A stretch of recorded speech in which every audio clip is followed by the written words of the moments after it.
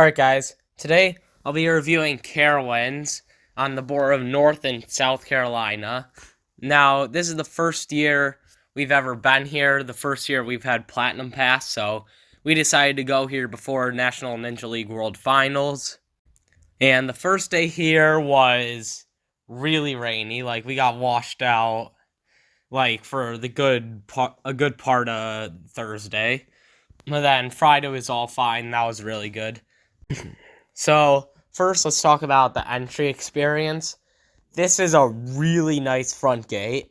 I still think Cedar Point has the best front gate, but I do think this is a close second.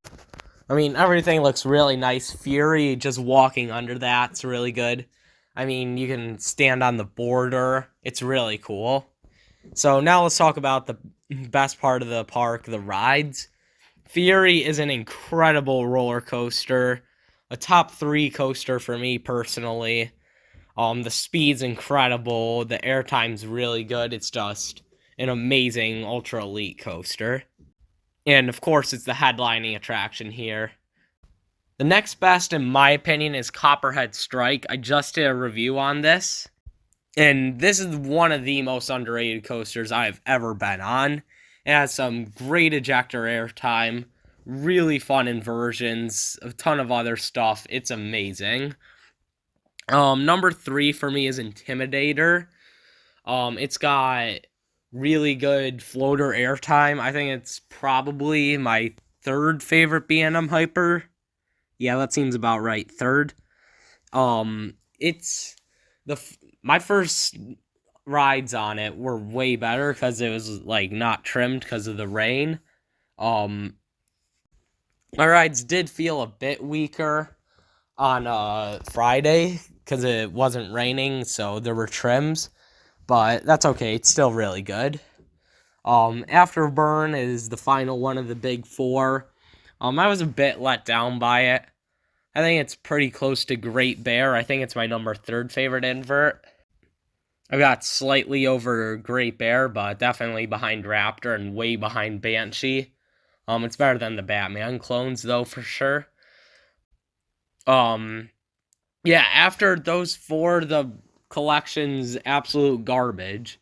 I mean, Nighthawk was closed, but I've been on Batwing at Six Flags America, so that would have been a solid 5th. But then you've got a Vacoma Boomerang as your next best ride, so that's really sad. I do like boomerangs, though. This one was fun. The loading process was disgustingly slow because they made you, like, wait outside the station, and then once the cycle was done, they let them out, and then they let the people go in and choose their row. Then they open the gates, then they load and all that stuff, so it was really slow.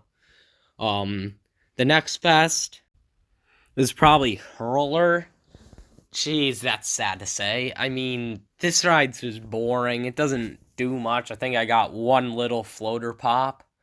It's not that rough. It just doesn't do much. And, oh boy, the rest of the lineup's so bad. They've got a Wild Mouse, which is solid. It's a average Wild Mouse. They've got a B&M stand-up, which it wasn't as bad as Apocalypse, but it's still really bad. Then you've got Carolina Cyclone, which may be the most boring coaster I've ever been on. Well, no, most boring adult coaster I've ever been on.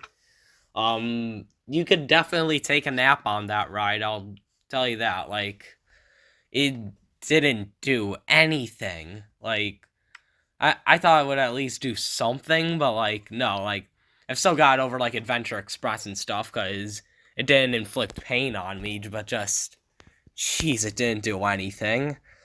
And then the worst ride here, in my opinion, in a top 10 worst coaster I've ever been on, is Carolina Cyclone. Jeez, this thing was so rough. I do admit there was one kind of ejector pop going into the turnaround, so that was a pleasant surprise and an awful ride. Somehow the vertical loops gave headbanging. I don't know how that's possible. Like, I know like the thing must be solid, so right into the track, but like, still, how do you have that bad of headbanging on a vertical loop? And the corkscrews were awful. The track just felt awful. It wasn't good. Let's talk about the flat rides for a second. Electro Spin, that's a really good flat ride. Probably a top 10 non-roller coaster ride I've been on.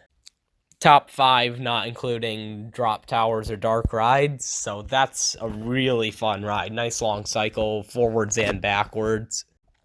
Flipping's pretty fun. So yeah, Electro Spin's really good. And the other non-coaster ride I did was Plants vs. Zombies. That was okay, I guess. Nothing special. Just an average, like, shooting theater dark ride. They also have, like, a drop tower. They have the observation tower in the middle. They've got a pair of flying scooters by Copperhead Strike. So there's some other stuff, but the coasters, mainly the big four, are the big draw here. As for food, the only thing I had was Chicken Pete's, which is really good. I didn't try anything else here, though. Park appearance, it's pretty good. It's pretty well kept. Especially the Fury and Copperhead Strike areas look really good.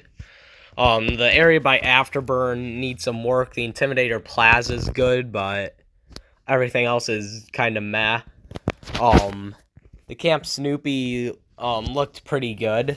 I wasn't in there for long. I was just usually getting between Afterburn and Intimidator in there.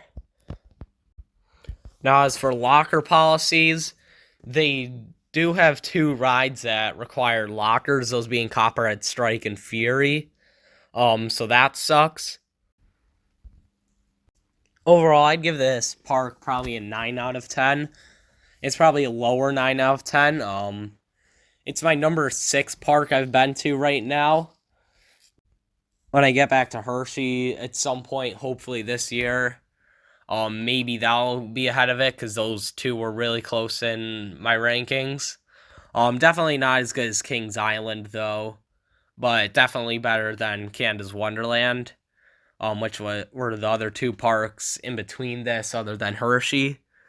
Yeah, definitely worth checking out. It's kind of out of the way from most coaster trips, but Fury's definitely worth it. Absolutely an ultra elite coaster, and the rest of the big 4 are really good too. So that's my review on Carowinds.